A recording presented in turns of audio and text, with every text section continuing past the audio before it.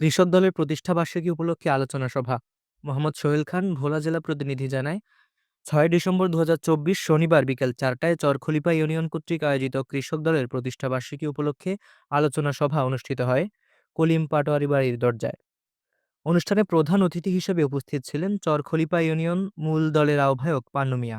বিশেষ অতিথি ছিলেন রিপন পাটোয়ারি।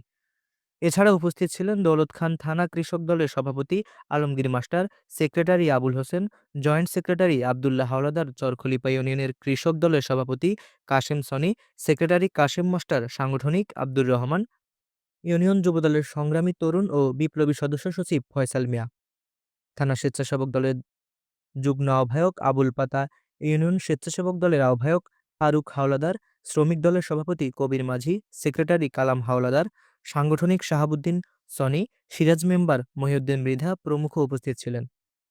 যুবদলের পক্ষ থেকে বক্তব্য দেন সোহেল খান, মূল দলের আহ্বায়ক পান্নু মিয়া, কৃষক দলের আবুল হোসেন, কাশেম মাস্টার। কৃষক দলের থানা সভাপতি আলমগীর মাস্টার বলেন, জাতীয়তাবাদী কৃষক দল শহীদ রাষ্ট্রপতি জিয়াউর রহমান 1980 সালে 30 ডিসেম্বর বাংলাদেশ জাতীয়তাবাদী কৃষক দল প্রতিষ্ঠা করেন। সে সময় বিচারপতি আব্দুস সাত্তারকে আহ্বায়ক করে কমিটি গঠন করা হয়।